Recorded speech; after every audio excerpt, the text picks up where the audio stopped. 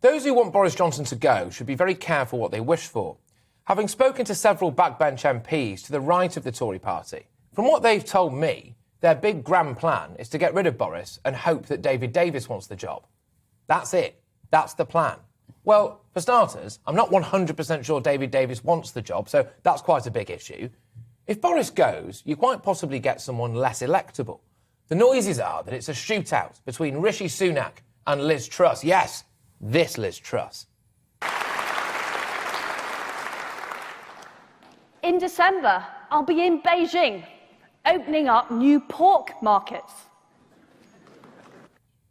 Hey, well done. That's a bit mean, though, to be fair. She is held in very high regard behind the scenes. But what about Sunak? What do we know about his politics, his ideology? Has he got one? Boris hasn't behaved like a Conservative at all, has he? But as long as he's in post, there's at least the chance that he might do.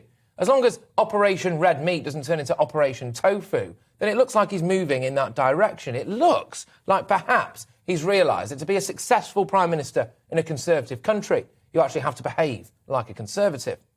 So let's just play the tape forward. So Boris goes. There's a Tory leadership election.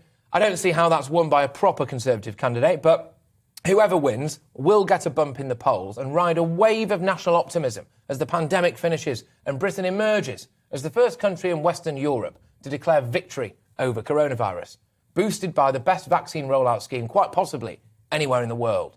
Or, to put it another way, they've been riding high off the back of Boris Johnson's successes. And then they go into a general election. Can you imagine having to choose between Sunak and Starmer? Goodness me. That's the human equivalent of spending a rainy Sunday afternoon deciding what shade of beige you want the bedside table in your spare room to be. It's like looking at wet cardboard.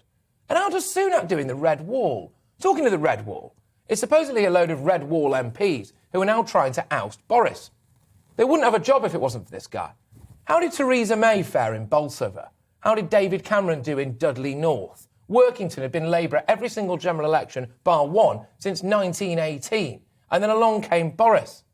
I personally don't see, if they depose Boris Johnson and replace him with someone like Sunak or Truss, how these Red Wall MPs are any more likely to keep their jobs. And then we have to look at who else is calling for Boris Johnson to go.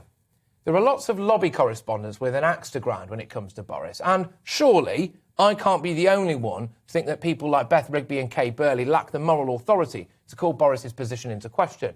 They know a thing or two about breaking COVID rules, don't they?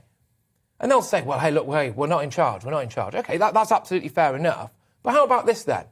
According to reports, Kay Burley's little party took place and they all, technically speaking then, exposed themselves to a greater risk of catching COVID, didn't they?